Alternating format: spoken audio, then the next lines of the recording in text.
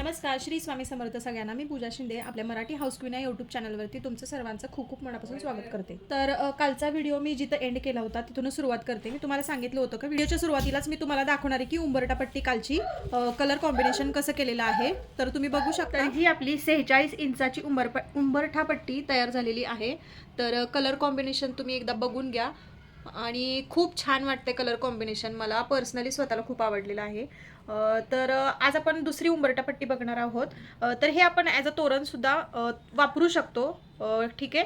तर याच्यावरती आपण जर बाजूला अडकवायला जर केलं तर ही जी डिझाईन आहे ती तोरण म्हणून सुद्धा तुम्ही यूज करू शकता. तर काल जसं आपण एक मेजरमेंट घेतलं तसंच आपण आता सुद्धा घेणार आहोत. त्यांनी काय होतं की पुढची डिझाईन काढायला आपल्याला खूप सोपी जाते.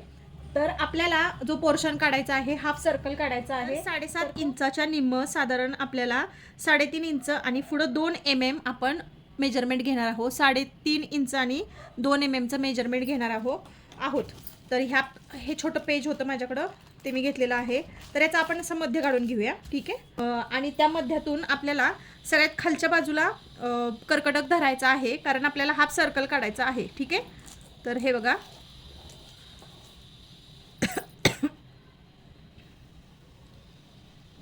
बरोबर मध्यावरती ठेवून आपल्याला हे हाफ सर्कल काढून घ्यायचं आहे. तर हे आपलं झालं हाफ सर्कल. आता हे आपण का काढून घेतलंय, कारण ह्याचे आपल्याला 5 ते 6 पॅच बनवायचे आहेत.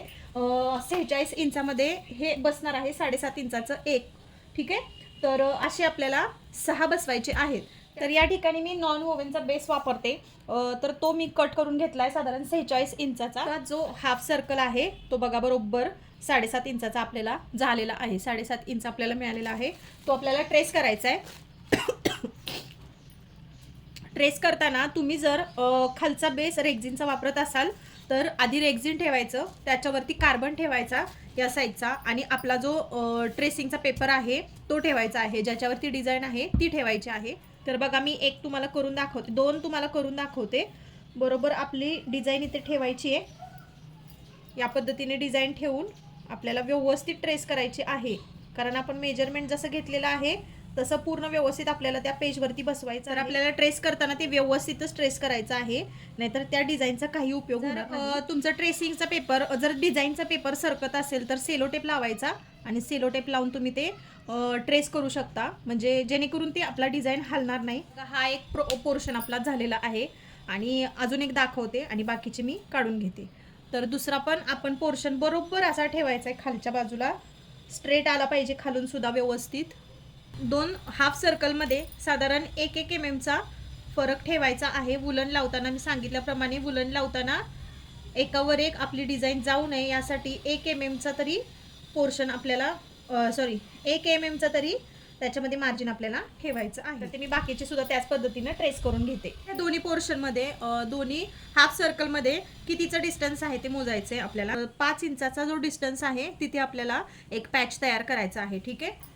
तर आपण ती फ्री हँडनेच बनवणार आहोत. ठीक आहे. तर बघा, या पद्धतीचं आधी आपल्याला त्रिकोण टाईप असं काढून घ्यायचं आहे.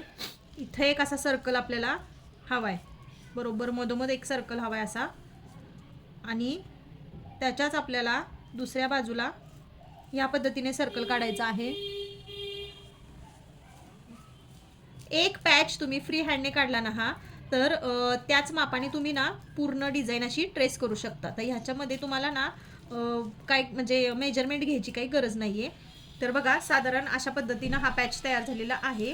तर बघा, जो आपण डिझाईनचा पॅच बनवलेला आहे तो एकदम परफेक्ट इथे झालेला आहे. थोडासा नॉर्मली कर्व शेप द्यायचा आहे, हा डायमंड सारखा, किंवा आपण आईस्क्रीमचा कोन म्हणतो ना त्या टाईपमध्ये हे करायचं आहे. तर बघा, सिंपल अशी ही उंबरठा पट्टी आपली तयार झालेली आहे. आता आपण याच्यामध्ये कलर कॉम्बिनेशन करणार आहोत. तर मी इथं व्हिडिओ स्टार्ट केला आणि बोलत होते आणि नंतर सहज चेक केलं तर व्हिडिओ पॉज झाला, म्हणजे व्हिडिओ कटच झाला होता. तर सॉरी. बघा, इथे मी 2 लेअर ब्राऊन कलरच्या घेतल्यात आणि त्याच्या खाली आपल्याला रेड कलर घ्यायचा आहे. रेड कलरच्या पण 2 आपण लाईन घेणार आहोत. तर आत्ता 3Dचा जमाना आहे, त्यामुळं सगळ्याच गोष्टी आपण 3Dमध्येच बघतोय. रांगोळी बनवताना सुद्धा ना जास्तीत जास्त प्रयत्न करायचा की आपली रांगोळी 3D कशी दिसेल उठावदार कशी दिसेल. म्हणजे 3D म्हणजे काय की उठावदार दिसायला पाहिजे.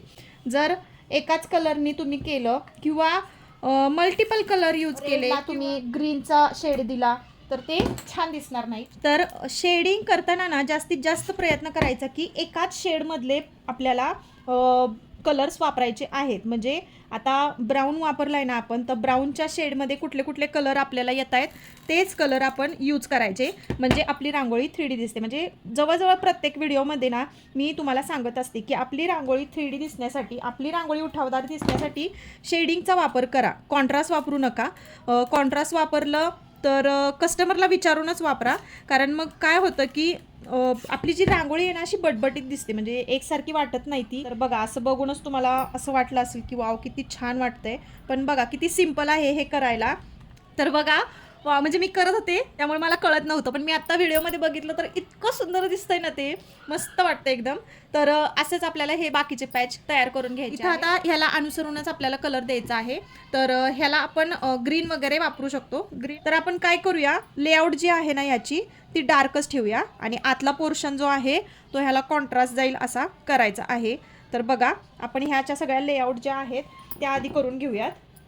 तर तुम्हाला एक पोर्शन करून दाखवल्यावरती ना लक्षात येईल की आपली डिझाईन कशी दिसणार आहे. बघा, तर किती छान कॉम्बिनेशन वाटतंय. आणि असंच कॉम्बिनेशन आता मी प्रत्येक ह्याला करते आणि जो लास्टचा फायनल लुक असेल तो तुमच्याबरोबर शेअर करते. तर हे 46 इंचाचं आपलं उंबरटापट्टी तयार झालेली आहे आणि हा आपल्या उंबरटापट्टीचा असा फायनल लुक आहे. तर व्हिडिओ मी इथेच थांबवते आणि अजून एका नवीन डिझाईन बरोबर भेटूयात पुढच्या व्हिडिओमध्ये. तोपर्यंत बाय बाय.